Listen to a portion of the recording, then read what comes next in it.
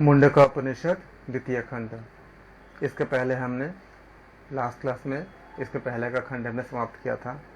द्वितीय खंड में वह ब्रह्म स्वप्रकाशित है और सबके भीतर का चैतन्य है। उसे गुफा में रहने वाला कहा जाता है क्योंकि वह सबके हृदय रूपी गुफा में स्थित होते हैं। तो जब आपसे प्रश्न पूछा जाएगा कि मुंडका उपनिषद के अनुसार ब्रह्म मतलब स्व प्रकाशित ब्रह्म के बारे में जब पूछा जाएगा तो वहाँ आप उत्तर दोगे कि वह ब्रह्म स्व प्रकाशित है और सबके भीतर का चैतन्य है, जो जिसको हम कॉन्शियस कहते हैं। जो कॉन्शियस लेवल हमारा होती है वो ब्रह्म होती है, चैतन्य कहते हैं उसको। उसे गुफा में रहने वाला कहा जाता है मुंडका उपनिषद के अनुसार, क्योंकि वह सबके हृदय रूपी गुफा में स्थित है। तो एग्जाम में आपका गुफा आ जाए या हृदय आ जाए या हृदय रूपी गुफा आ जाए, इसमें से कोई भी आपका आ जाए तो आप उसको ख्याल रखोगे। तो गुफा क्या आपका हृदय रूपी गुफा है। यह ब्रह्म सबका आधार है। जो कुछ भी हिलता चलता है, जो कुछ भी जीवित है, जो कुछ पलके मार सकता है या नहीं मार सकता, उन सबका अर्थात उन सभी अस्तित्व का जो वह आधार है। हे सौम्य, यह ब्रह्म दृश्य भी है और अदृश्य भी है, दोनों ही है। वह आदरणीय, वांछनीय, शाश्वत है। वह ज्ञानेंद्रियों से परे है। उसे तुम अपने आत्मा के रूप में पहचान लो। अर्थात यहाँ पे क्या क्या बताया गया है। पहले बात बताया गया कि वह ब्रह्म स्व प्रकाशित है और सबके भीतर का चैतन्य है। उसे गुफा में रहने वाला कहा जाता है क्योंकि वह सबके हृदय रूपी गुफा में स्थित होते हैं। यह ब्रह्म सबका आधार है, क्योंकि अगर हमारे पास चैतन्य नहीं होगा तो हम जीवित भी नहीं रहेंगे। हमारे जो आत्मा के, हमारे जीवन रूपी जो जीवनी शक्ति है वह ब्रह्म है।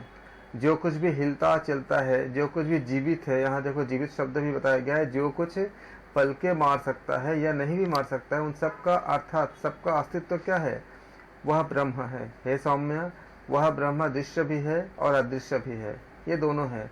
एग्जाम में अगर आता है मुंडका उपनिषद के अनुसार ब्रह्म दृश्य है, अदृश्य है, यह दोनों है। तो आपको ये याद रखना कि दोनों है। वह आदरणीय, वांछनीय, शाश्वत है।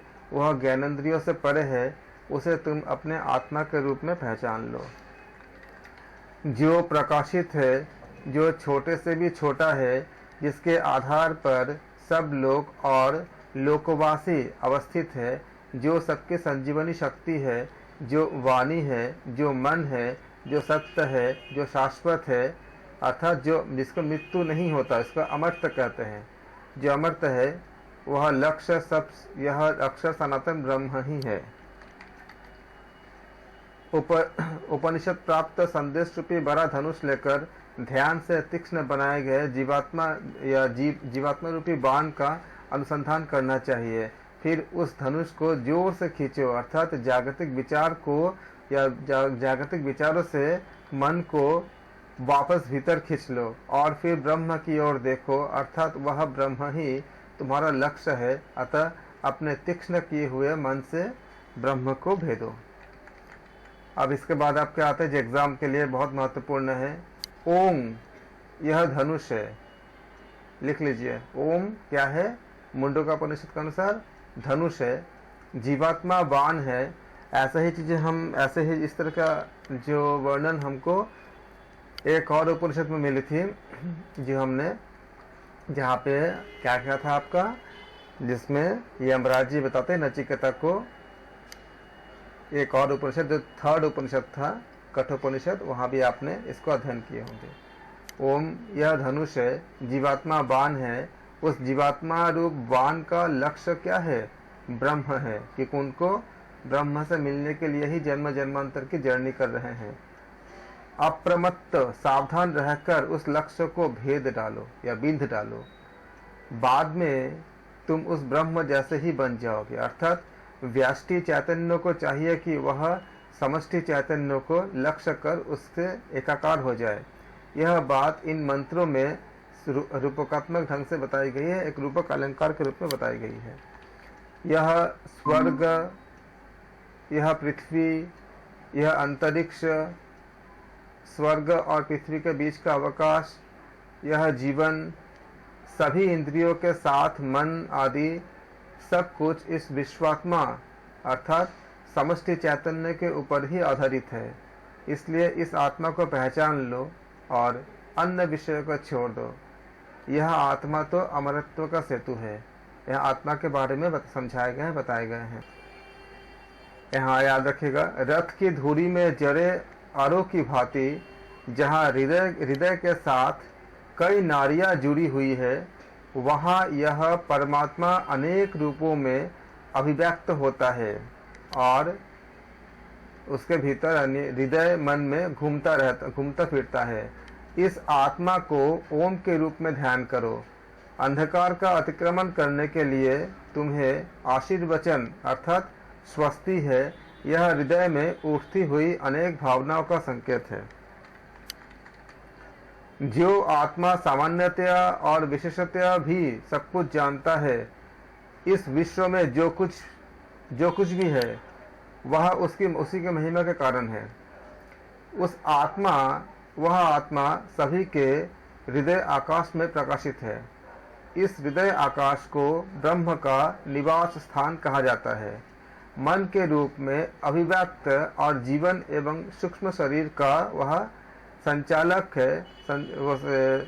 हमारे जो सूक्ष्म शरीर है, जो हम जानते हो कि हमारे एक हम जानते हैं कि स्थूल शरीर है, कारण शरीर है, सूक्ष्म शरीर है। तो मन के रूप में अभिव्यक्त और जीवन एवं सूक्ष्म शरीर का संचालक वह आत्मा हृदय की नींव में अर्थात सन्निहित है एवं स्थूल शरीर में प्रतिष्ठित है। जो विवेकशील है वे यह आत्मा अमर है और आनंदमय है ऐसा अनुभव करते हैं। जब वे ऐसा अनुभव कर सकते हैं तब उन्होंने अर्थात उसे आत्मा को पूर्ण जान लिया ऐसा कह सकते हैं। लेकिन उनको अनुभव करने की बात कही गई। ये खाली सुनने या पढ़ने की बात नहीं। हम लोग ग्रंथों से हम सुन सकते हैं, पढ़ सकते हैं, लेकिन जब हमको अनुभव हो जाती है ऐसे बातें, ये स्थिति, ये परिस्थिति, तब मुंडकोपनिषद में बताया जा रहा है कि जिनको ये अनुभव हो जाता है वह आत्मा को पूर्णतः क्या करते हैं, जान लेते हैं।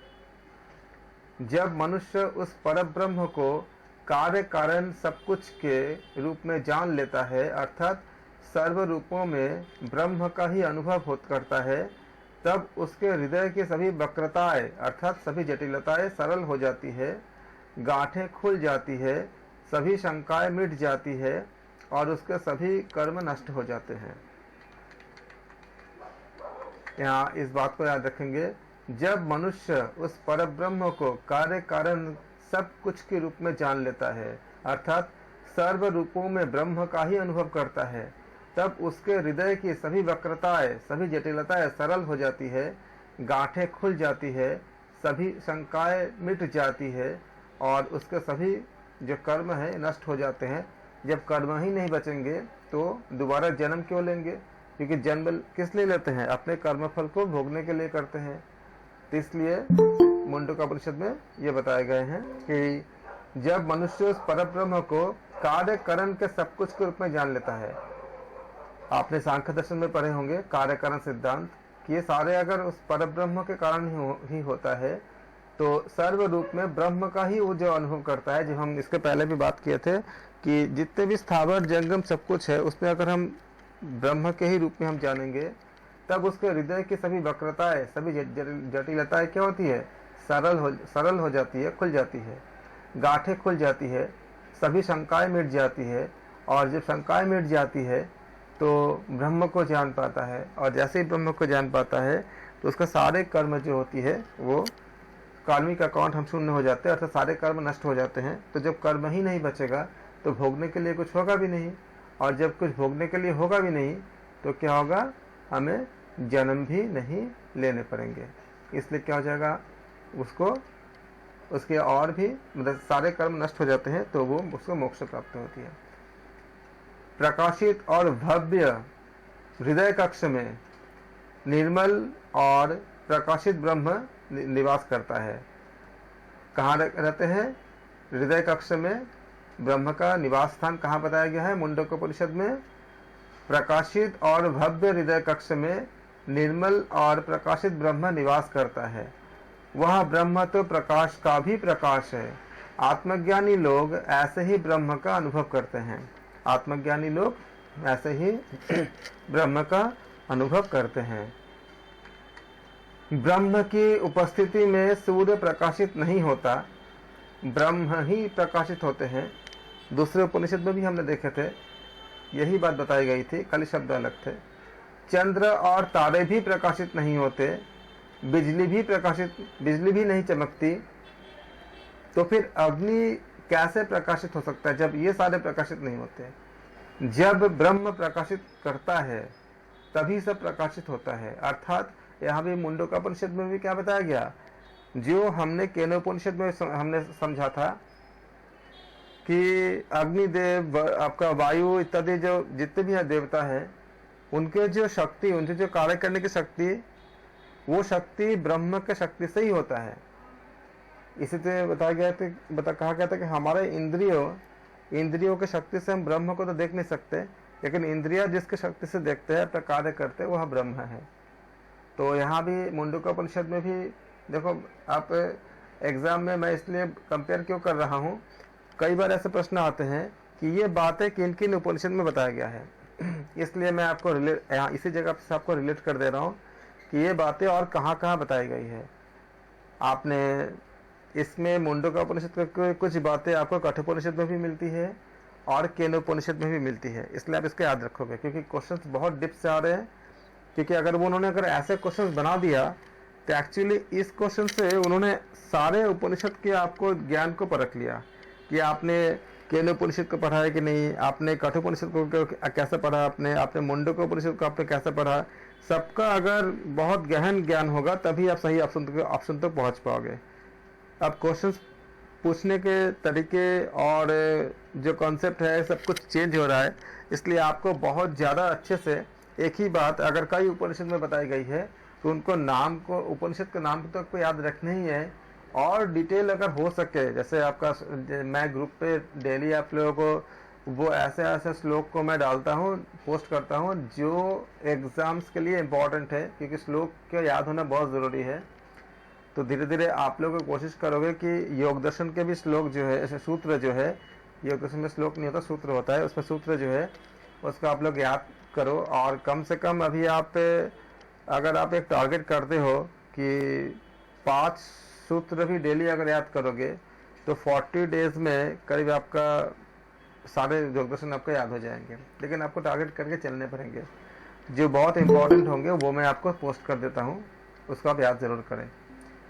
इसलिए कंपैरेटिव स्टडी आपको याद रखने पड़ेंगे कि एक ही बात अगर अलग अलग उपनिषद में भी बताए गए हैं तो उनके नाम और डिटेलिंग में किस किस श्लोक में या सूत्र में किस किस जगह बताए गए हैं, जैसे इसमें कौन से खंड में बताए गए हैं, जैसे ये सब बातें आपका मुंडक के द्वितीय खंड में बताए गए हैं, ये सारे आप याद रखोगे।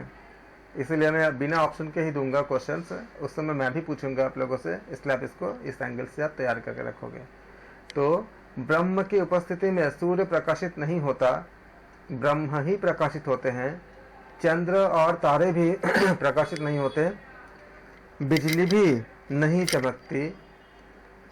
अगर ये सब नहीं होता तो फिर अग्नि कैसे प्रकाशित हो सकता है। अर्थात ये सारे जो अपने फंक्शन करते हैं, सारे जो ऊर्जा शक्ति अपने फंक्शन करते हैं, कार्य करते हैं, यह ब्रह्म के ऊर्जा से ही, ब्रह्म के शक्ति से ही कर पाते हैं।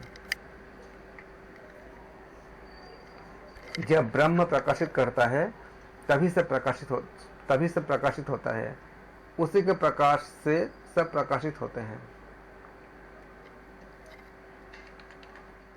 यही आनंदमय ब्रह्म तुम्हें या तुम्हारे आगे है, पीछे है, वह दक्षिण में है, उत्तर में भी है, ऊपर भी है और नीचे भी फैला हुआ है। वह सर्वव्यापक है, सारा जगत ब्रह्म ही है, यानी संपूर्ण जगत क्या ब्रह्म ही है। अगर इस उपनिषद में भी ये बातें बताई जा रही है तो फिर हमने ये तो मान सकते हैं ना कि हमारे चारों तरफ सब कुछ ब्रह्म ही तो है।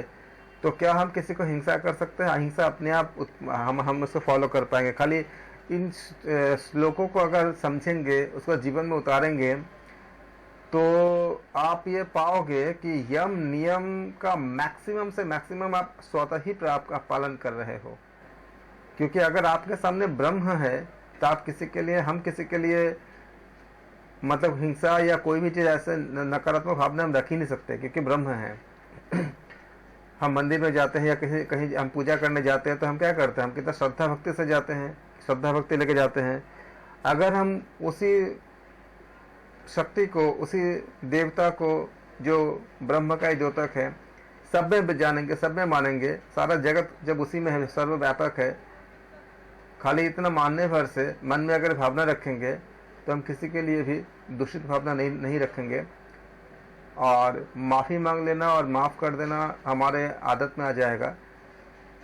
और काफ़ी हद तक जो छोटे छोटे समस्याएं हैं, बड़ी समस्या की बात नहीं कर रहा हूँ मैं, जो छोटे छोटे जिसको हल किया जा सकता है इन लेसन्स के ज़रिए, तो छोटी छोटी चीज़ें हमारे हल हो जाती है और तनाव हमारा कम हो, इससे हमारा बहुत सारा तनाव कम हो जाती है, ख़त्म हो जाती है। और अगर स्ट्रेस तनाव ख़त्म होती है तो आप सोचो कितने सारे बीमारियां हमारे अंदर आएगी ही नहीं, आज जो आया भी है वो भी ख़त्म हो जाएगा। तो इसी को हम हॉलिस्टिक हेल्थ कहते हैं, या हॉलिस्टिक ट्रीटमेंट कहते हैं, या स्पिरिचुअल हेल्थ कहते हैं। इसी बात को अलग अलग ग्रंथों में यही बताया गया। पूरे उपनिषद में भी जो है, जितने उपनिषद है, सबका मकसद यही है। और इसके कई एंगल जोड़ते हैं। एक तो विज्ञान के साथ बहुत ज़्यादा जुड़ती है, और सिंपल खाली आध्यात्म के साथ भी लोगे तो भी आपको मेंटल हेल्थ को स्ट्रॉन्ग करने के लिए बहुत ज़्यादा हेल्पफुल है, बहुत ही ज़्यादा हेल्पफुल है। और मेंटल हेल्थ अगर हमारा स्ट्रॉन्ग रहेगा तो सारे का पीछे का जितने भी हेल्थ है, जैसे इकोनॉमिक हेल्थ हो गया, सोशल हेल्थ हो गया, अगर आपका मेंटल हेल्थ काफ़ी पॉजिटिव है तो सारे लोगों से आपका संबंध अपने आप ही अच्छे हो जाएंगे। और इससे आपका क्या होगा, सोशल हेल्थ अच्छी हो जाएगी।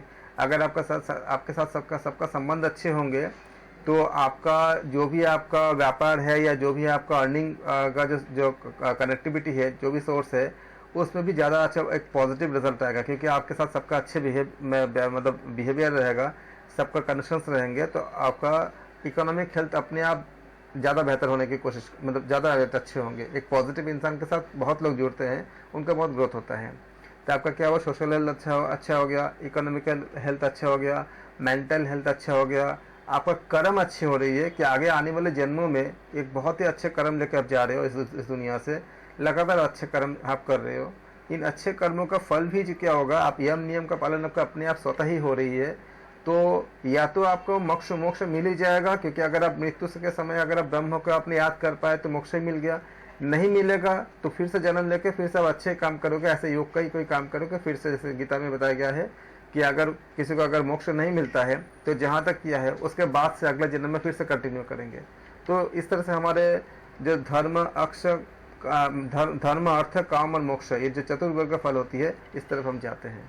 इस तरह से इसलिए कहा गया है कि यही आनंदमय ब्रह्म तुम्हारे आगे है, पीछे है, वह दक्षिण में है, उत्तर में भी है, ऊपर भी है, नीचे भी फैला हुआ है, वह सर्वव्यापक है, यह सारा जगत ब्रह्म ही है।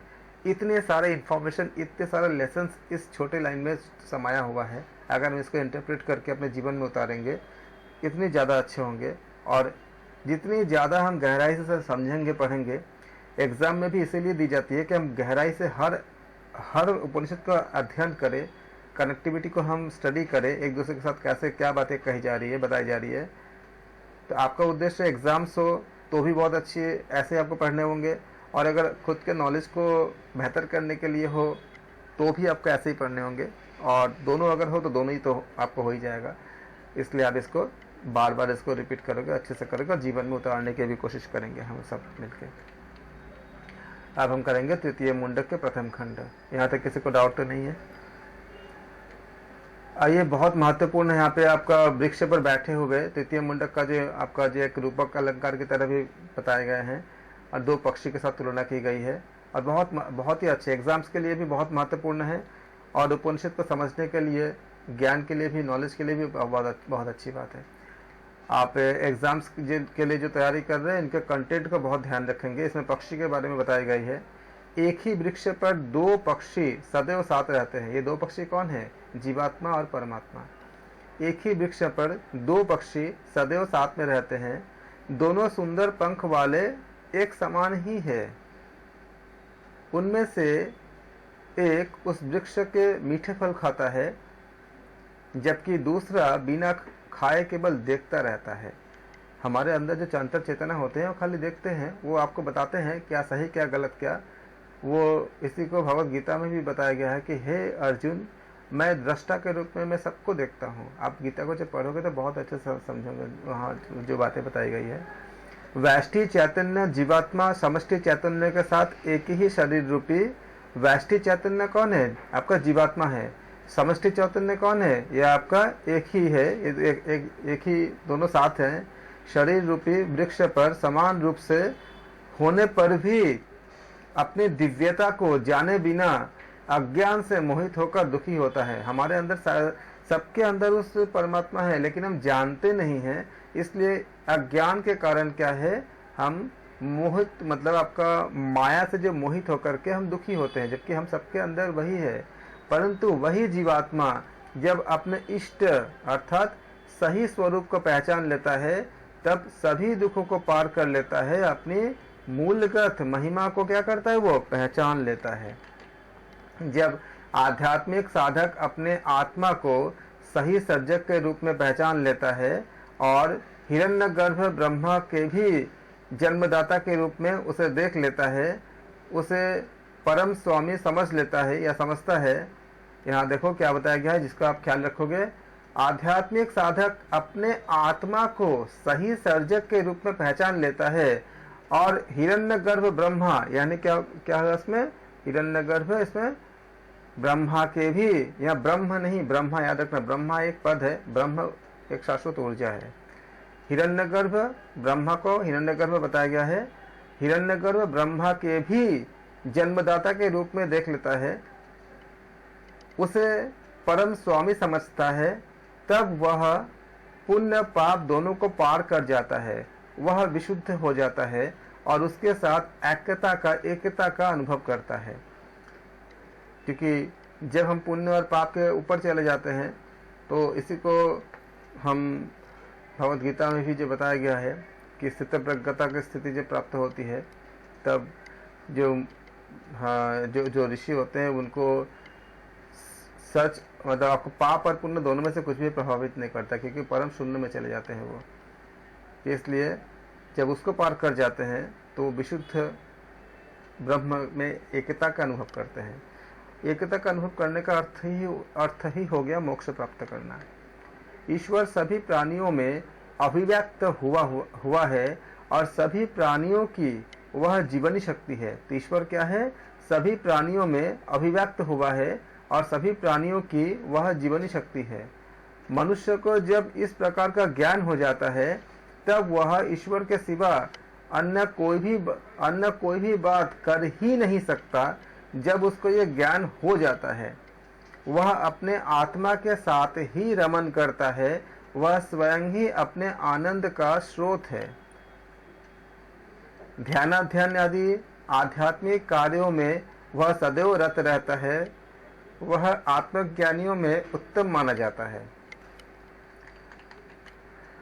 शरीर में कमलाकार हृदय में स्वयं प्रकाश और विशुद्ध आत्मा का सदैव अनुभव करते रहना चाहिए। ऐसा अनुभव करने का मार्ग मानसिक और शारीरिक तपश्चरण, आत्मसंयम, एकाग्रता, ध्यान द्वारा ईश्वर के सही रूप का ज्ञान और ब्रह्मचर्य सेवन है।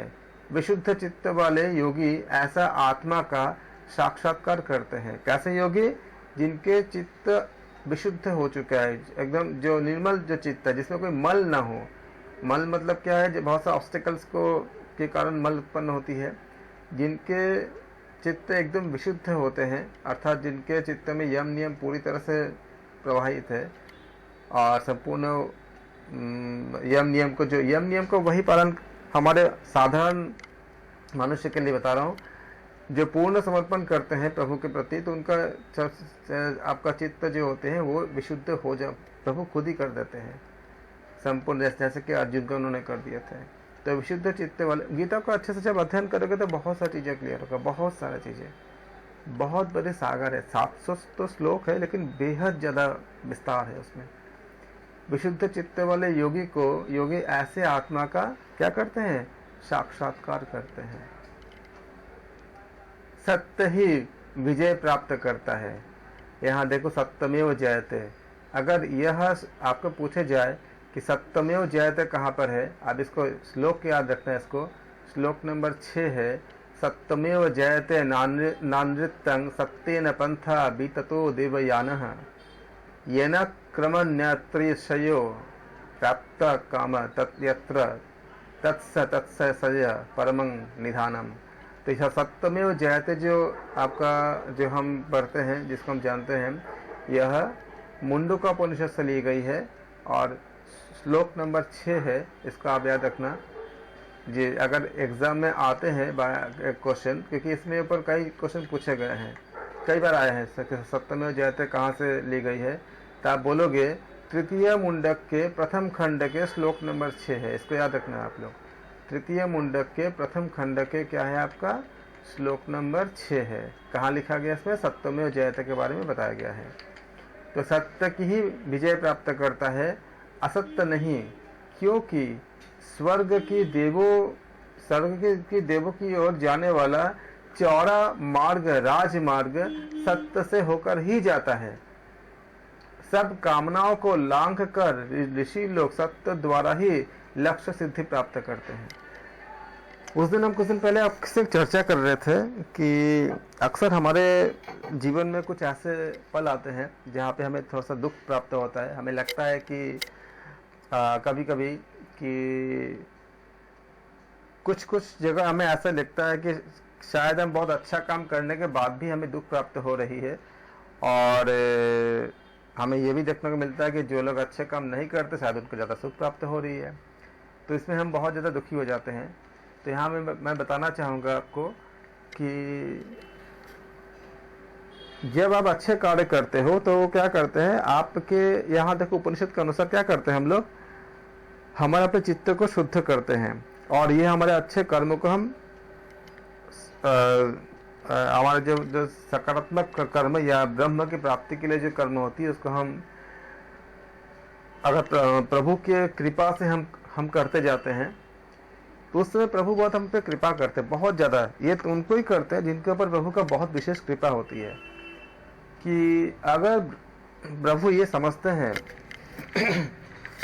कि ब्रह्म प्राप्त उसी को हो सकता है जिसका कर्मफल संपूर्ण शून्य हो जाए, कुछ रहे ना, तो क्या होता है, अगर हमारे बहुत से जन्मों के कर्मफल हम लेके आते हैं, अच्छे बुरे सारा चीज लेके आते हैं, तो ईश्वर ये करते हैं कि जब हमसे बहुत प्रसन्न हो जाते हैं तो अगर हमारे कर्माशय में ऐसा काउंटेड है कि बहुत ज़्यादा कुछ बुरे कर्मों का अगर फल जिसका हमने, क्योंकि हम अनंत जन्मों से हम ये आना जाना कर ही रहे, हमें पता ही नहीं कि हम किस जन्म में हमने क्या अच्छा किया क्या बुरा किया, उनके रिकॉर्ड में अगर ऐसा होगा कि बहुत से अगर हमें ऐसा कुछ अगर बुरे कर्म है जिसका फल हमें भोगने पड़ेंगे, तो कर्म फल तो भोगने ही पड़ते हैं। और प्रभु की अगर अत्यंत कृपा हो कि हमें इसी जन्म के बाद मोक्ष मिलना है या अच्छे लोग मिलने हैं, तो क्या करते हैं, बहुत बड़ा अगर कोई बुरे कर्म के फल होता है उसको छोटे में भोगवा लेते हैं। जैसे मान लो अगर किसी का योग अगर रहता है कि एक्सीडेंट बड़ा होने का, तो शायद उसको पैर में मोच आ जाए और उसको थोड़ा सा पेन हो जाए, तो बड़ा जो एक्सीडेंट था वो मोच में निकल गया, लेकिन निकलेगा जरूर। अब अगर प्रभु का अगर कृपा होती है तो क्या करते हैं, वो जिनको प्रति और ज्यादा कृपा होती है वो बहुत भाग्यवान होते हैं। वो चीजें जो भोगनी होती तो है, लेकिन वो पॉजिटिव में कन्वर्ट हो जाता है। जैसे अगर किसी के कर्म फल में ऐसा हो कि उसको खाना नहीं मिलेगा, सपोज करो ऐसा कुछ है कि हमें खाना नहीं मिलेगा, हमने ऐसा किसी का मेरे वजह से अगर किसी को भूखा रहना पड़ा किसी को, तो हमें मान लो हमारे पास अगर मैंने किसी जन्म में कुछ ऐसा कुछ कर्म किया कि मेरे वजह से किसी का अगर खाना नहीं मिला हुआ तो मुझे भी भूखा रहना पड़ेगा, ये मेरे कर्म में मान लो है। और हमने बहुत अच्छा काम किया, प्रभु के प्रति समर्पण कर रहे हैं हम, उस समय प्रभु का कुछ ऐसा स्थिति होंगे जब बहुत कृपा होते हैं उनके कि हमें भूखे तो रहने पड़ेंगे, लेकिन वो सकारात्मक में बदल जाएगा। कैसे कि हमें किसी उपवास के रूप में हमें निराहार में रहना पड़ा। और उपवास कैसे करेंगे? या तो हम जैसे प्रेरित होकर के, पूजा पाठ के लिए प्रेरित होकर उपवास करें, या हमारे पास कोई ऐसा डिजीज हो जिस वजह से हम खाना न खा पाए और हम उपवास करें। जैसे हम उपवास चिकित्सा से, हम प्राकृतिक चिकित्सा से हम इसको ट्रीटमेंट करते हैं। या क्या होती है कि ज़्यादातर हम व्रत कर लेते हैं। तो व्रत जब करते हैं तो वो भी हमारा एक प्रायश्चित के रूप में, हमारा जो अगर किसी ऐसा कुछ होगा तो काउंट हो जाएगा वहाँ पे। और हमें जो खाना नहीं मिलना था वो क्या हुआ, वो एक पॉजिटिव में कन्वर्ट हो गया, मतलब हमें पुण्य में कन्वर्ट हो गया कि हम भूखे भी रहें। और उस समय हमें अगर तकलीफ होती है तो ये हमारे एक कर्म का जब हम उपवास रहते हैं, ऐसे तकलीफ तो होती नहीं है, लेकिन वो अगर प्रभु के नाम से अगर हम उपवास करते हैं तो तकलीफ दूर भी हो जाती है। और हमारा जो कर्म होती है वो भी आपका एडजस्ट हो जाती है। तो हमें जो दुख मिलती है, एक्चुअली प्रभु का बहुत बड़ा कृपा होता है कि उस दुख को सहते हुए अगर हम आगे जाते हैं तो क्या होता है कि हमारा पीछे का जो कार्मिक अकाउंट होती है वो सब कुछ आपका एडजस्ट हो जाती है। और जब वो एडजस्ट हो जाती है तो उसके लिए जो जन्म लेना था वो नहीं लेना पड़ेगा, तो हमें ब्रह्म के मोक्ष प्राप्त हो सकते हैं। क्योंकि ये दुख कितनी है, हमारे धरती के अकॉर्डिंग कुछ समय के लिए दुख होगा। कितने समय होगा? कुछ साल के लिए होगा। लेकिन इसके बाद जब मोक्ष मिलती है तो हमारे धरती का अगर हिसाब अगर देखेंगे तो करोड़ों साल, अगर आप मान लो दोबारा अगर आपको आना भी पड़े तो जिस जगह आप जाओगे, चंद्र लोक में जाओ, विष्णु लोक में जाओ, जहां भी जाओगे, या स्वर्ग लोक पे जाओ, जहां भी जाओगे, हमारे धरती के अकॉर्डिंग लाखों करोड़ों साल वहां रह के आओगे। कितना साल आपने दुख भोगा? आपने 4 साल, 5 साल, 6 साल। हमारे धरती का अगर अकॉर्डिंग अगर देखेंगे, हमने समझाया था आपको कि जितने दूर रहते हैं, आपका जो कल हम बता रहे थे आपको कि इलिप्टिकल पाथ में सारे प्लैनेट घूमते रहते हैं, और जितने दूर रहेंगे उनका क्या होती है, आपका टाइम पीरियड ज़्यादा होती है, उतनी ज़्यादा। कि अगर हमने बताया था आपको कि अगर मान लो कि अगर ये अगर सन है और यहाँ पे आपका प्लैनेट, जो प्लैनेट जितनी दूर रहेगा उसको सन का चक्कर लगाने में उतनी ज़्यादा समय लगेगा। तो उसके एक चक्कर लगाने में क्या होती है, 1 साल पूरा होती है। तो जितने दूर रहेंगे उनके क्या होती है, साल का ड्यूरेशन बहुत ज़्यादा हो जाएगी। तो जैसे अगर हमारा धरती तीसरे नंबर पे है तो हमें 365 डेज और 66 आवर्स के करीब लगते हैं। जो बुध होते हैं उनका 88 डेज में ही चक्कर पूरा कर लेते हैं, तो उनका हमारा 365 डेज में होते हैं 1 साल, बुध में जो होंगे वो 88 डेज में हो जाएंगे। वैसे अगर कोई बहुत दूर रहेंगे तो उनका जो 1 साल होगा हमारे 1 साल से बहुत लंबा ड्यूरेशन होगा। तो ऐसे ही जो दूसरी जगह हम जाते हैं उनका जो टाइम ड्यूरेशन होती है बहुत ज़्यादा होती है हमारे धरती के हिसाब से। तो वहाँ पे 1 घंटा भी ऐसे लोग होते हैं जहाँ पे 1 घंटा हमारे धरती के लाखों साल हो जाती है, वहाँ पे कल 1 ही घंटा होता है। तो इस तरह से क्या होता है कि आप कितना आपने दुख होगा, आप पे बहुत कम, कुछ साल तक, कुछ महीने तक ऐसा कुछ हुआ। इसलिए आप उस समय प्रभु की कृपा मानो और ये मत सोचो कि आपको दुख मिल रही है। एक्चुअली प्रभु की बहुत कृपा होती है, तो आपको जो एडजस्टमेंट हो जाती है। और अगर आपको अगले जन्म में नहीं होना होता है, मोक्ष प्राप्त करना होता है या अच्छे लोग पे जाना होता है, तो आप उससे दोबारा जो जन्म लेकर आना होता है उसको भोगने के लिए वो आपको यहाँ पे एडजस्ट कर लेते हैं, थोड़ा सा दुख दे करके, और आपके लिए बहुत अच्छा चीज़ें वेट करते हैं प्रभु के पास। और अगर कोई बुरा काम करने के बाद भी किसी के साथ अच्छा हो रहा है तो ऐसा हमें बहुत जगह हमें मिलते हैं कि शायद उसका कोई अच्छा कुछ कर्म होगा। अगर अच्छे कर्म को वो भोग रहा है, लेकिन वो उसका अपना है, लेकिन अच्छे कर्म भोगते हुए भी अगर कोई बुरा कर्म करते हैं तो उसका क्वांटिटी घट जाती है। जैसे मान लो कि अगर मेरे पास बहुत सारा पैसा है और मेरे पास बहुत सारा काफ़ी हम मतलब सच्छल है, काफ़ी धनवान है, तो हमारे किसी कर्म के लिए हमें मिली हुई है। लेकिन अगर हमारा मोरल वैल्यूज अगर स्ट्रांग नहीं होगा तो उसकी मात्रा भी नहीं रह पाता है, उतने नहीं रह पाता है। जैसे अगर हम कहीं जा रहे हैं और हमें दिखता है कि कोई रास्ते में कोई ऐसा कोई मिलता है जिसको बहुत प्यासा है और मेरे पास सब कुछ होते हुए भी अगर उसको पानी नहीं देते हैं, या बहुत भूखा है और वास्तव में भूखा है, मतलब वो फ्रॉड नहीं है, सच में वो उस बहुत नीडी है, तब अगर नहीं देते हैं तो उस समय क्या होती है कि हमारा घटता है, क्योंकि हम देने वाले या ना देने वाले कोई नहीं होते। जैसे मैं आपको बता रहा था कि एक लिमिटेड टाइम के लिए हमें चीज़ें मिलती है उपयोग करने के लिए, जैसे होटल में जाते हो सब चीज़ें होती है, जब तक आप होटल में हो तब तक का यूज़ करोगे, उसमें फ्रिज में रखे हुए सारा खाना आप यूज़ कर सकते हो, लेकिन जैसे ही आप निकलते हो फिर आप किसी और को हो जाता है।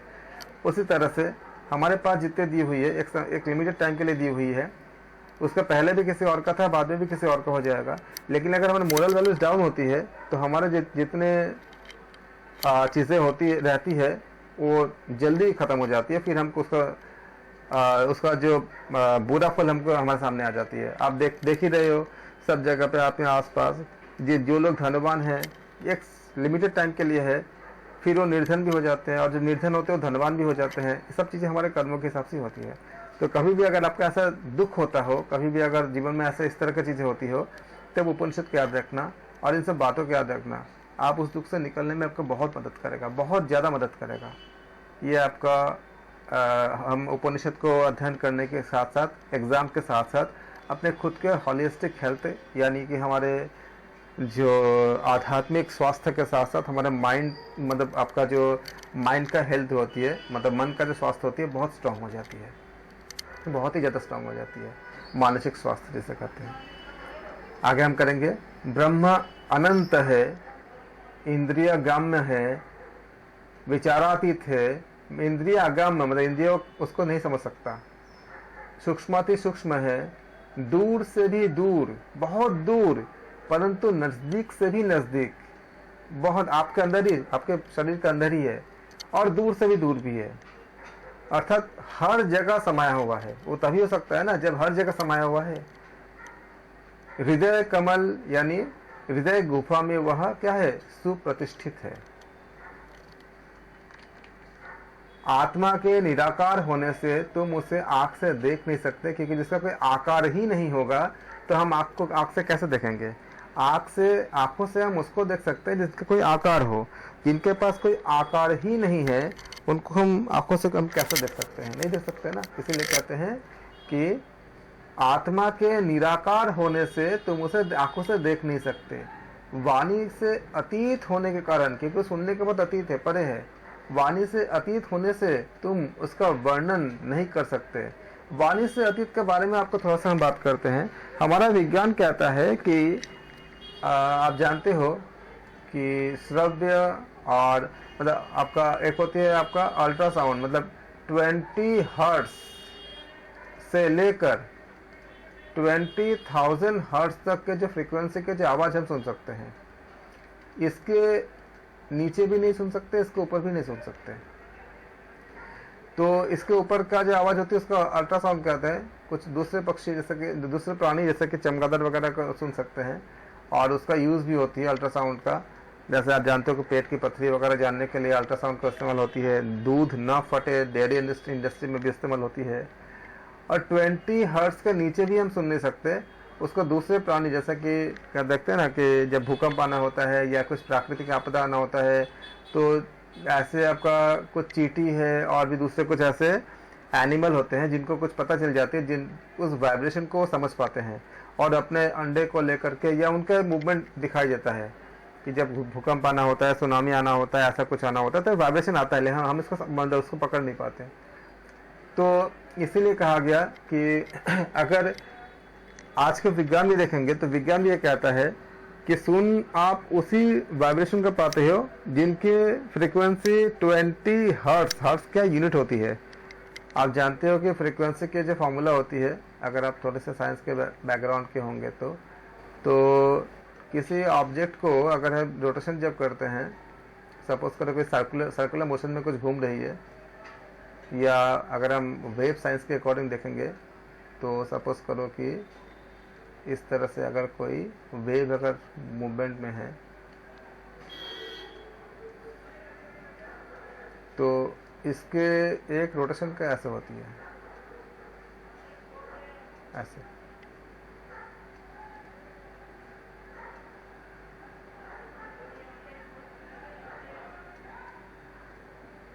तो यहां से लेकर यहां तक को कहते हैं वेवलेंथ कहते हैं। और एक वेव जो पूरी हुई, मान लो O, A, B, C और D, तो O, A, B, C, D तक जब कंप्लीट हो गया तो इसको कहते हैं एक साइकिल पूरा होना। तो एक साइकिल को पूरा करने में जितना समय लगती है उसको कहते हैं टाइम पीरियड टी कहते हैं, और एक सेकंड में ऐसा जितने साइकिल पूरी होती है उसको फ्रीक्वेंसी कहते हैं, आवृत्ति कहते हैं उसको। तो टाइम पीरियड टी और आवृत्ति को अगर एफ बोलेंगे तो इज इक्वल टू 1 होती है। तो फ्रीक्वेंसी क्या होती है आपका 1/t होती है पर सेकंड, क्योंकि टाइम की यूनिट सेकंड होती है, तो पर सेकंड होती है ये। इस पर सेकंड को हम हर्ट्ज कहते हैं, एक साइंटिस्ट का नाम के आधार पर। तो HERTZ पूरा नाम होती है, इसको शॉर्ट में हम HZ कहते हैं। तो इसको हम हर्ट्ज कहते हैं। हर्ट्ज एक यूनिट होती है जिसको हम फ्रीक्वेंसी को नापते हैं। फ्रीक्वेंसी होती क्या है, एक सेकंड में जितने साइकिल पूरी होती है उसको फ्रीक्वेंसी कहते हैं। ज़्यादा हम साइंस में नहीं जाएंगे, बस खाली एक ओवरव्यू बता दिया, क्योंकि इसके बातें हम बहुत अक्सर करते हैं, फ्रीक्वेंसी और आपका वेवलेंथ इत्यादि करते हैं। तो ये आपका जो ए से, इसको ई नाम देते हैं। तो ए से लेकर के ई तक जो है जो डिस्टेंस होती है इसको हम वेवलेंथ कहते हैं, तरंग दैर्घ्य कहते हैं हिंदी में। अभी इसमें और भी कंटेंट है, बहुत सारी चीज़ें हैं, लेकिन मैं साइंस का भी छोड़ रहा हूँ क्योंकि ये सब चीज़ों का हम इस्तेमाल करते हैं, ऐसे शब्दों का उपयोग बार बार करते हैं। तो एक बार आपको ओवरव्यू दे दिया कि होती क्या है ये। तो इसलिए कहा गया इसमें, क्योंकि हम 20 से लेकर के 20,000 हर्ट्ज तक ही सुन सकते हैं, इसके बाहर, इसके ऊपर या नीचे हम सुन ही नहीं सकते। इसीलिए कहा गया है वाणी से अतीत होने से तुम उसका वर्णन कर नहीं सकते। इंद्रियों, क्योंकि हमारे सेंसेस उसको सुन ही नहीं सकता। इंद्रियातीत होने से वह देखा भी नहीं जा सकता। अब देखने का भी होता है, यहाँ देखने का भी जो तरंग दैर्घ्य होती है उसके लिए फिजिक्स में फॉर्मूला होती है कि 5 तरह की सीरीज होती है, Lyman series, बामर series, Poisson series, Brackett series और फुन सीरीज। उसमें बामर सीरीज के एक पार्ट होता है, कभी आपको मैं एटॉमिक फिजिक्स का डायग्राम दिखा दूंगा पूरा। उस बामर सीरीज के एक पार्ट में खाली विजिबल रेंज होती है, जहां पे हम खाली फॉर्मूला उसको वेवलेंथ को देख सकते हैं। इसका फॉर्मूला होती है 1/λ is equal to r into 1/n1 square minus 1/n2 square. ये n1 इंटू यहाँ पे एनर्जी लेवल है जो आपका एटम्स का, जो एटॉमिक फिजिक्स में r एक कांस्टेंट है, रिडबर्ग कांस्टेंट होती है, और लैम्डा जो होती है वेवलेंथ होती है। इससे हम वेवलेंथ को हम फाइंड करते हैं। n1 इंटू जैसे न्यूट्रॉन प्रोटॉन अगर बीच में होता है तो ये आपका पहला एनर्जी लेवल, ये आपका सेकंड एनर्जी लेवल, ये आपका एनर्जी लेवल होती है, फर्स्ट, सेकंड, ऐसे बहुत से एनर्जी लेवल होती है। तो सेकंड एनर्जी लेवल में जब जाएंगे उसमें भी कुछ, ये सेकंड एनर्जी लेवल ये है, इसके भी कुछ सब पार्ट होते हैं। इसमें जो वेवलेंथ मिलती है उसी में हम सब चीज़ों को देख पाते हैं। इसके अलावा जो आपका जो थर्ड एनर्जी लेवल में, फोर्थ में, फिफ्थ में हम किसी उससे जो वेवलेंथ आती है उससे हम किसी चीज़ों को देख नहीं पाते। उसमें इंफ्रारेड आती है, दूसरा जो हीट पैदा होती है, जैसे आप लोग जो माइक्रोवेव इत्यादि देखते हैं, उस सब चीज़ें इसमें आपका इंक्लूड होती है। इसीलिए कहते हैं कि ब्रह्म को इसलिए नहीं देख पाते हैं क्योंकि हमारे जो आंखें होती है वहाँ तक वो समझ ही नहीं पाता। क्योंकि इसलिए समझाया आपको थोड़ा सा कि हमारे जो दृश्य क्षेत्र होती है, विजिबल जो रेंज होती है, वो सेकेंड एनर्जी लेवल के बामर सीरीज के थोड़े से पार्ट होती है, बाकी का हम देख ही नहीं पाते। इसलिए क्या कहा गया इसमें कि ब्रह्म के वह इंद्रियातीत होने से वह देखा नहीं जा सकता, तब से उसका साक्षात्कार नहीं होता, यज्ञ आदि कर्मों से भी वह पहचाना नहीं जा सकता। पर यदि तुम्हारा मन इंद्रियजन्य सुखों से विमुख हो और तुम ध्यान कर ब्रह्म का ध्यान करो, तब वह निराकार आत्मा का साक्षात्कार कर सकते हो। क्यों? क्योंकि जब आप ध्यान करोगे तो आपके इंद्रिया बाहर की तरफ नहीं जाएगा, आंखें खुलेगी नहीं। ध्यान करोगे तो आंखें बंद हो जाएगा, तब इंद्रियों का दिशा क्या होगा? अंतर्मुखी हो जाएगा। और जब अंतर्मुखी होगा तब उस अंतर्मुखी होने के बाद ये जितनी मैं आपको थ्योरी समझा रहा हूँ ये सब बाहर के लिए है, बहिर्मुखी के लिए है। लेकिन जब अंतर्मुखी हो जाते हो तो इन सब थ्योरी की कोई ज़रूरत ही नहीं होती। ये जितना फ्रीक्वेंसी बता रहे हो, जब मैंने बताया, ये बहिर्गामी के लिए, बाहर के लिए है।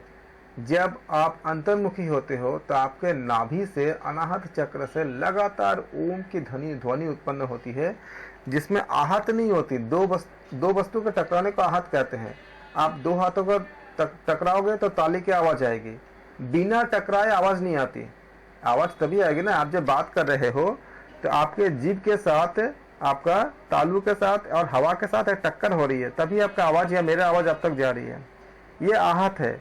अनाहत किसे कहते हैं? जिसमें कोई आहत ही न हो, बिना आहत के, वो नाभि से उत्पन्न होती है। तो जब अंतर्मुखी होंगे तब हम उस आवाज को, उस खुशी को हम महसूस कर सकते हैं। करते करते एक स्थिति ऐसी आती है जब हम उस ब्रह्म के तरंग को भी समझ पाते हैं, क्योंकि वो बाह्य प्रवृत्ति नहीं होती, क्योंकि इंद्रिया क्या होती है, बहिर्मुखी नहीं होती। नॉर्मली हम आंखें खोलते तो बाहर की चीज देखते हैं, कान से हम बाहर की चीज सुनते हैं, लेकिन जैसे ही आप अंतर्मुखी होते हो, ये कान या आंखें तो बाहर की चीजों को देखना बंद ही कर देता है। ऐसी स्थिति हो जाती है ध्यान में जब जाते हो कि बाहर पता नहीं कितने सारे आवाज आ गई, आपको पता ही नहीं चलता, आप ध्यान में होते हो। तो इतनी गहन ध्यान होती है, लेकिन उस समय आप सब चीजों को समझ पाते हो। उसी का कहा गया है, तब कहीं उस निराकार आत्मा का साक्षात्कार कर सकते हो, उस ब्रह्म का साक्षात्कार कर सकते हो।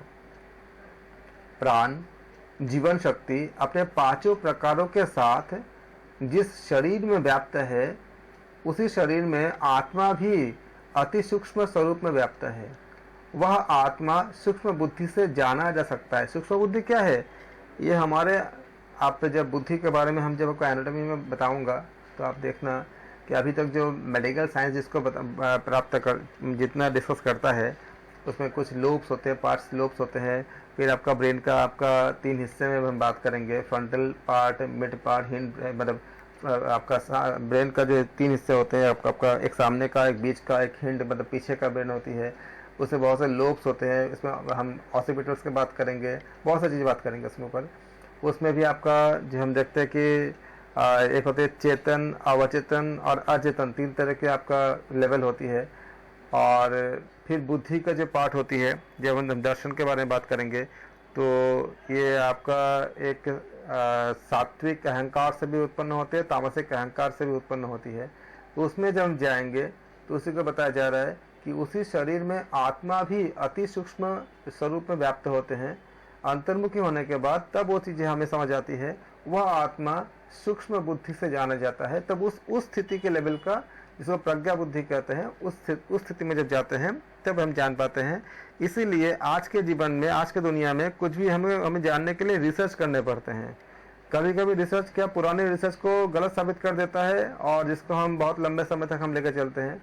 लेकिन ऋषि मुनियों ने जो एक बार जो ज्ञान प्राप्त कर लिया, उसको दोबारा कभी किसी को रिसर्च करने की ज़रूरत नहीं पड़ी। अगर करते भी हो, लाखों बार करके देख लो, रिजल्ट वही आता है जो उन्होंने बता के गए हैं, क्योंकि प्रज्ञा बुद्धि से, उस सूक्ष्म बुद्धि से उन्होंने इसको प्राप्त किया था ज्ञान को।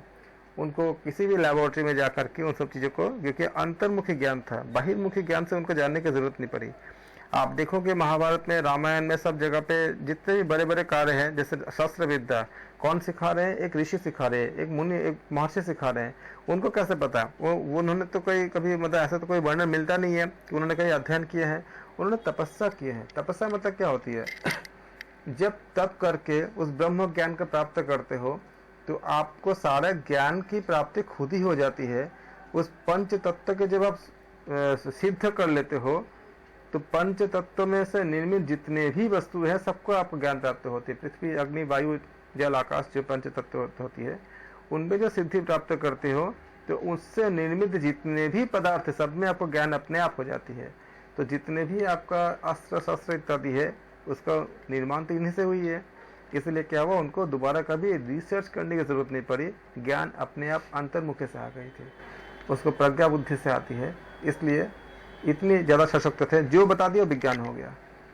इसी को बताया जा रहा है कि वह आत्मा सूक्ष्म बुद्धि से ही जाना जा सकता है। सचमुच यह बुद्धि सभी प्राणियों के हृदय में व्याप्त होकर स्थित है। हृदय में मतलब उस ब्रह्म में, ब्रह्म के द्वारा के जब हम जान पाते हैं तो वह ज्ञान हमको प्राप्त होती है। जब वह बुद्धि, मन निर्मल पवित्र हो जाती है, तब आत्मा स्वयं ही उनके आगे प्रकट हो जाते हैं। क्योंकि जब ब्रह्म को प्राप्त होते हैं तो आत्मा स्वयं ही उनके सामने प्रकट हो जाते हैं। विशुद्ध मन वाला मनुष्य अपनी इच्छा अनुसार किसी भी लोक को और चाही हुई किसी भी वस्तु को प्राप्त कर सकता है। क्योंकि जब वो ब्रह्म से एकाकार हो गया, हर तरह तो ब्रह्म ही ब्रह्म है, तो किसी को जो भी चाहता है वो सब उसको प्राप्त कर सकता है। अपना कल्याण चाहने वाले किसी भी मनुष्य को ऐसे मनुष्य का आदर सम्मान करना चाहिए। अब आप बताओ कि इस जीवन में जब हम इतने कुछ पा सकते हैं एक अंतर्मुखी होकर, तो हम बहिर्मुखी होकर हम कितना पा लेंगे? और जो पा भी लेंगे क्या वो लेके जा सकते हैं? नहीं लेके जा सकते, यहीं छोड़ के जाना पड़ेगा। लेकिन अंतर्मुखी में जो पा लोगे वो आपके कर्मों में इंक्लूड हो जाएगा, उसको तो लेके भी जाएंगे। अगर उस लेवल तक हम कोशिश करते जाएंगे अंतर्मुखी होकर के, उससे जो कर्म होगा उस कर्म को आप लेके भी जाओगे मोक्ष को तरफ। अगर मृत्यु के समय तक इतना हो गया कि अगर सपने अगर ब्रह्म को देख पाए, तो मृत्यु के समय जो भी भावनाएं आएगी, जो भी सामने आएगा, उसमें हम ब्रह्म को ही देखेंगे, तो हमें मोक्ष मिल गया, उसको लेके जाएंगे। तो ये ज्यादा बेहतर है कि एक छोटा सा चीज सोचो, इतने बड़ा यूनिवर्स, इतने सारे, उसमें कितने अरबों खरबों सारा आपका मतलब तारे, स्टार्स और सारा आपका गैलेक्सीज फैला हुआ है। उसमें से आप छोटा करते जाओ, करते करते करते करते आपका धरती एक आपका 10 पार्टिकल भी नहीं मिलेगा, इतनी ज्यादा आपको छोटा दिखेगा। आपको उस धरती में आपको इतने 700 करोड़ 800 करोड़ लोग, उनमें से आप एक छोटा सा हिस्सा, आप एक इंसान, आप सोचो कि हम कहाँ पर है, उसके बाद हम कितना इकट्ठा कर लेंगे। लेकिन अगर हमको उस परम चैतन्य को हम प्राप्त कर सके, तो ये पूरा यूनिवर्स, क्योंकि जब हम ब्रह्म को खुद में उनमें ही जब हम अपने आत्मा को अगर समा लिया, तो सारा कुछ आपका हो गया। ये ज़्यादा बड़ी अचीवमेंट है कि छोटे छोटे चीज़ों पर उधर भाग करके हम इस तरह जब हम कुछ जाते, वो ज़्यादा बड़ा अचीवमेंट है। आप जब सोचोगे इसको, तो बहुत कुछ मिलेगा आपको। इस तरह से विशुद्ध मन वाला मनुष्य अपनी इच्छा अनुसार किसी भी लोक को और चाही हुई किसी भी वस्तु को प्राप्त कर सकता है। अपने कल्याण चाहने वाले किसी भी मनुष्य का आदर सम्मान करना चाहिए। इस प्रकार मुंडकोपनिषद के तीसरे मुंडक में प्रथम खंड समाप्त हुए। द्वितीय खंड, स्वात्मज्ञ पुरुष ब्रह्म को भी जान लेता है, मतलब जो स्व आत्मज्ञ जो होती है, वह ब्रह्म समस्त जगत का आधार है। वह मनुष्य यह भी जानता है कि इस दृश्य जगत का कारण भी तो वही है। वह ब्रह्म पर ही प्रतिष्ठित होते हैं। जो लोग ऐसे आत्मज्ञानी की उपासना करते हैं, उनकी सेवा करते हैं और उनसे कोई कामना नहीं करते, क्योंकि अगर सकाम हो जाएगा, अगर कोई कामना करेंगे तो क्या हो जाएगा, वो सकाम हो जाएगा। वे निश्चित रूप से पुनर्जन्म को पार कर जाते हैं, क्योंकि जब कामना नहीं रहेगा तो उसको भोगने की इच्छा भी नहीं रहेगा, और जब कोई इच्छा ही नहीं रहेगा तो कर्म फल भी नहीं होगा, तो हम जन्म किस लिए लेंगे। इसलिए वो क्या होगा, पुनर्जन्म को आपको पार कर जाते हैं। भोगों को ही अच्छा मानने वाला पुरुष यदि ऐहिक कामुष्मिक भोगों के लिए बेचैन रहता है, मतलब भोग पाने, चाहे कुछ भी भोगो, कैसा भी भोगो, पाने के लिए बेचैन होता है, तो वह मनुष्य कामनाओं से रगड़ खाता हुआ उस जगह पर पैदा हुआ करता है कि जैसे जो भी इच्छाएं उत्पन्न हुई है ऐसे भोग मिल सके। पर जिस मनुष्य को अपनी सारी कामनाएं पूर्ण हो गई है, जिस मनुष्य को और नई कामना उनको कुछ है ही नहीं, सारी कामनाएं पूर्ण हो गई हो, ऐसे प्रतीति हो चुकी है, ऐसे आत्मज्ञानी पुरुष की तो सभी कामनाएं यही शांत हो गई होती है। यह जैसे मैं आपको बता रहा था कि अगर प्रभु क्या करते हैं कि कभी कभी अगर हमारे ऐसे कोई इच्छा अगर अंतर मन में है, तो उस इच्छा को भी पूरा कर देते हैं, शॉर्ट टर्म के लिए पूरा कर देते हैं, ताकि हमें अगला जन्म न लेना पड़े। और उस इच्छा को पूरी करने के लिए हमें कुछ दुख भी प्राप्त कभी कभी हो जाता है अपने कर्म के अनुसार। इसलिए जब आप इसको बहुत अच्छे से समझोगे, जानोगे, तो आप अंदर ही अंदर ऐसा प्रार्थना करोगे कि हे प्रभु, अगर हमारे कर्मों के अनुसार आप मुझे दे रहे हो, तो हमारे साथ रहना और मुझे इसको सात्विक तरह से इसको सामना करने की आप शक्ति भी देना। मतलब इसके परिणाम स्वरूप कभी कभी देखो, दुख के जब ज़्यादा मिलती है, तो दुख से ओवरकम करने के लिए, उससे निकलने के लिए हम प्रभु के शरण में जाते हैं। तो ये आप भगवद गीता में पढ़ोगे कि आपका जो इसमें बताया गया है कि चार तरह के भक्त होते हैं। एक ज्ञानी होते हैं, एक आपका अर्थार्थी होते हैं। तो इस तरह से चार तरह के श्रेणी हम वहाँ पे बात करेंगे, समझेंगे। उसमें जो एक श्रेणी ऐसे होते हैं जो आर्थ होते हैं, मतलब जो बहुत दुखी होते हैं। तो अगर दुख भी देते हो प्रभु, तो ये शक्ति देना कि इस दुख को उबरने के लिए मैं आपके शरण में जा सकूं, आप मुझे अपने शरण में रखना। तो क्या होगा, उससे आप फाइट करने के लिए अंतर्मन मन से बहुत शक्ति पाओगे और उससे उबर जाओगे, और फिर वो परिणाम क्या करेगा आपको योग में ही डाल देगा। आप देखो जितने बड़े बड़े योगी हुए हैं, उनका अगर बैकग्राउंड देखोगे, समझोगे, तो उन सबको कोई दुख होता है। अक्सर ज़्यादातर जहाँ पे जो आज के युग में जितने योगी देखते हैं, आप योगियों का जीवन परिचय पढ़ के देखना, बहुत से योगी ऐसे मिलेंगे जिनके जीवन में बहुत से कोई दुख था। उस दुख से उबरने के लिए वो योग के रास्ते को चुने और बहुत बड़े योगी बन गए, या समाज सेवक बन गए, या समाज के उद्धारक बन गए, या समाज में बहुत ज़्यादा उनके नाम हुआ, क्योंकि वो उस एक कोई समस्या था, शारीरिक समस्या हो सकती है, मानसिक हो या कुछ भी हो, उससे उबरने के लिए उन्होंने योग में आए थे। ऐसे हमारे जीवन में भी ऐसे बहुत से लोग मिलते हैं, हमारे आपके में भी, कि जिनको कोई दुख होती है, उस दुख से उबरने के लिए हम प्रभु के शरण में आते हैं। तो उससे क्या होती है, हमारे प्रभु के शरण में आना भी तो योग ही है ना।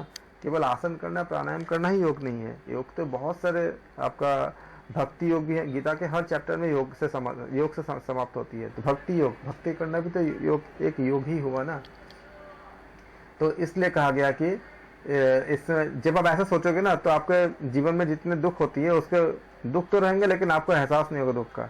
आप उसमें शक्ति पाओगे, आप उसमें शांति पाओगे, आप उसमें प्रभु को समर्पित कर पाओगे, और बहुत सारे शक्ति आपके अंदर खुद ही डेवलप होगा। आप देखना, अपने आप आपके अंदर आएगी, जैसा आप ऐसा करोगे। तो इसी को बताया जा रहा है कि जिस मनुष्य को अपनी सारी कामनाएं पूर्ण हो गई हो, ऐसे प्रतीति हो चुकी हो, ऐसे आत्मज्ञानी पुरुष की तो सभी कामनाएं यही शांत हो गई होती है।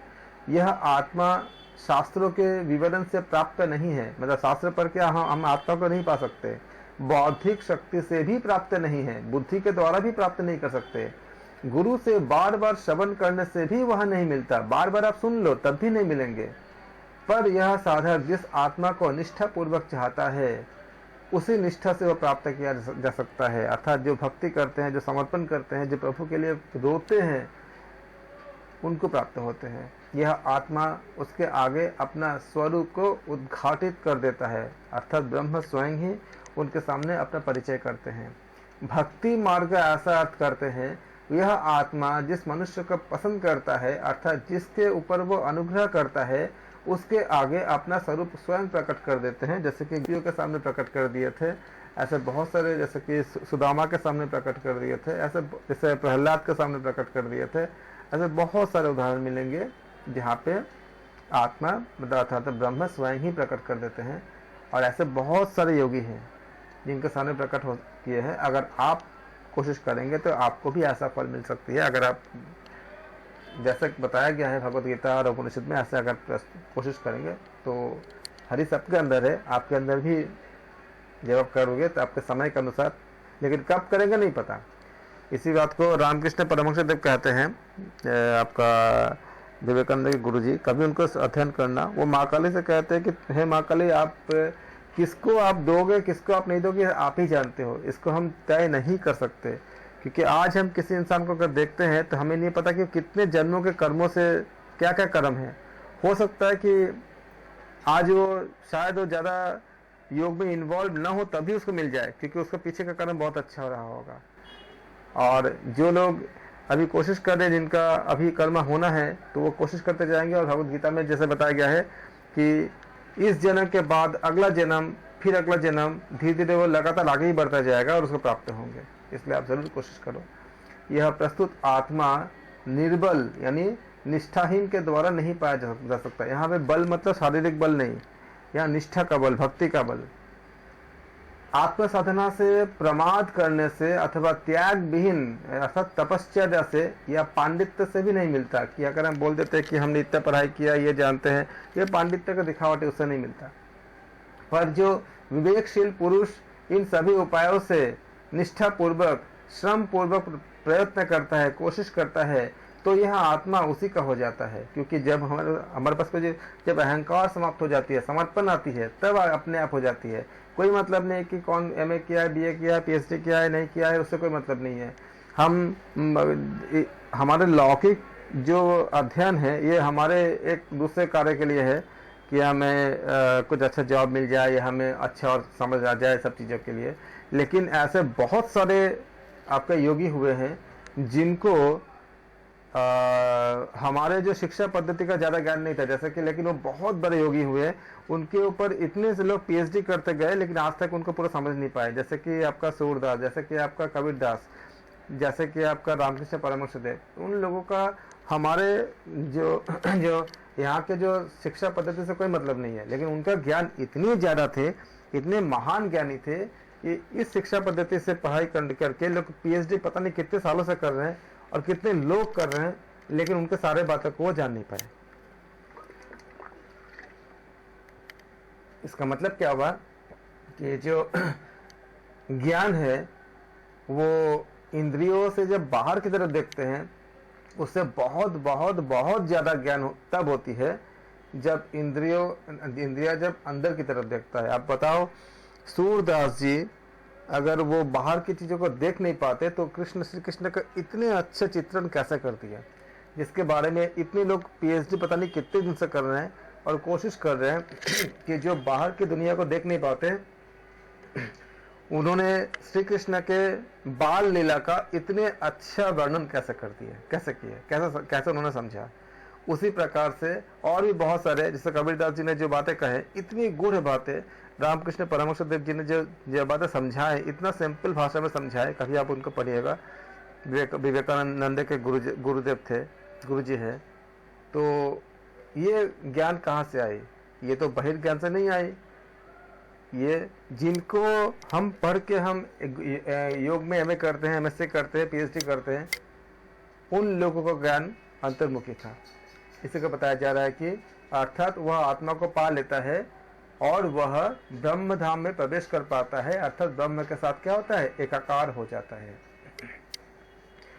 आत्मज्ञ ऋषि लोग, आत्मज्ञ मतलब आत्मा को जानने वाले, ज्ञान मतलब ज्ञान, आत्मज्ञ ऋषि लोग इस आत्मज्ञान से परितुष्ट होते हैं या परितुष्ट हुए हैं और वे इस इंद्रिया शक्ति से मुक्त हो गए हैं। इंद्रियों के आसक्ति, इंद्रिया आसक्ति मतलब इंद्रियों के आसक्ति से मुक्त हो गए हैं और शांत हो गए हैं, क्योंकि वे धीर संतुलित हुए हैं। सभी स्थानों में उस सर्वव्यापक आत्मा समष्टि चैतन्य को प्राप्त करके उसके साथ में मिल गए हैं। वे सभी जगह हैं और सब कुछ होते हैं। वेदांत शास्त्र के यथार्थ मर्म को संपूर्णतया पहचाने या जानने वाले और संन्यास अर्थात कर्मफल त्याग के द्वारा जो यति यानी जो संयमी हुए हैं, ऐसे शुद्ध मन वाले सभी लोग आत्मज्ञान से इसी जन्म में अमरत्व अर्थात जीवन मुक्ति पा लेते हैं। यहाँ पे विदेह मुक्ति नहीं, और यहाँ पे क्या पहले क्या बात बताया गया है, इसी जन्म में अमरत्व, अमरत्व मतलब क्या हुआ, जन्म आपका जीवन मुक्ति पा लेते हैं और अंत काल में वह विधेय मुक्ति पा लेते हैं। किस काल में, किस काल में, अंत काल में वह विधेय मुक्ति पा लेते हैं। उसके बाद बता रहे कि उसके बाद शरीर के 15 विभाग, कितने विभाग है क्या बता, इसका आप नंबर क्या याद रखेंगे। उसके बाद शरीर के 15 विभाग फिर अपनी कारण अवस्था में लौट आते हैं। सभी इंद्रियां भी अपने अपने देवों की ओर लौट आते हैं और आत्मा संचित कर्मों के साथ विशुद्ध अविनाशी ब्रह्म में मिलकर एकाकार हो जाते हैं, एकाकार हो जाते हैं। जिस प्रकार दौड़ती हुई नदियां अपने नामों और आकारों को छोड़कर सागर में विलीन हो जाती है, उसी प्रकार आत्मज्ञानी नाम और रूप आकार से युक्त मुक्त होकर ऊंचे से भी ऊंचे, हिरण्यगर्भ से भी ऊंचे स्व प्रकाशित ब्रह्म को प्राप्त करता है। जो मनुष्य परम श्रेष्ठ ब्रह्म को जानता है वह ब्रह्मज्ञानी ब्रह्म ही रूपांतरित हो जाते हैं। इस ब्रह्मज्ञानी के वंश में कोई ब्रह्म ज्ञान से रहित नहीं जन्मता, वह शोक सांसारिक दुख को पार कर लेता है, पाप और पुण्य को भी लांघ जाता है, आत्मा को अज्ञान जन्य बंधनों से मुक्त कराकर अमर बन जाता है। तो यह सत्य वेद मंत्रों ने भी बताया है कि शास्त्रोक्त साधनाएं करने वाले शास्त्रज्ञ सगुण ब्रह्म में निष्ठा वाले जो मनुष्य एकर्षि नाम के यज्ञ का स्वयं अनुष्ठान करते हैं, इस नाम के याद रखेंगे, एकर्षि एग्जाम्स के लिए, स्वयं अनुष्ठान करते हैं, और जिन्होंने सिर पर अग्नि लेकर अथर्ववेद निर्दिष्ट विधि के अनुसार अनुष्ठान किया हो, उन्हीं मनुष्य को यह ब्रह्म उपदेश कहना चाहिए। ये कंटेंट को याद रखेंगे कि शास्त्रोक्त साधनाएं करने वाले शास्त्रज्ञ सगुण ब्रह्म में निष्ठापान वाले जो मनुष्य एकर्षि नाम के यज्ञ का स्वयं अनुष्ठान करते हैं, और जिन्होंने सिर पर अग्नि लेकर अथर्ववेद निर्दिष्ट विधि के अनुसार अनुष्ठान किया हो, उन्हीं मनुष्य को यह ब्रह्म उपदेश बताना चाहिए, ये कहना चाहिए। ऋषि अंगिरा ने इस ब्रह्म ज्ञान को पहले अपने शिष्य शौनक को दिया था। एग्जाम के लिए महत्वपूर्ण है कि किसने इस ब्रह्म ज्ञान को किनको दिए थे, मुंडकोपनिषद के अनुसार, याद रखेंगे। ऋषि अंगिरा ने इस ब्रह्म ज्ञान को पहले अपने शिष्य शौनक को दिए थे। अचीर्ण का व्रत नहीं करने वाले लोग इसका अध्ययन नहीं कर सकते हैं। ज्ञानी परम ऋषियों को नमस्कार हो, इस वाक्य का पुनरावर्तन ग्रंथ की समाप्ति सूची होती है। अर्थात इस तरह से मुंडकोपनिषद के तीसरे मुंडक का द्वितीय खंड समाप्त होता है, और इस तरह से मुंडकोपनिषद हमारा संपूर्ण समाप्त होती है। कल हम करेंगे मांडूक्योपनिषद, उसमें खाली 12 मंत्र है, सबसे छोटा उपनिषद है, लेकिन उसमें बहुत ज़्यादा बताई गई है, उसको हम कल अध्ययन करेंगे। धन्यवाद, थैंक यू सो मच।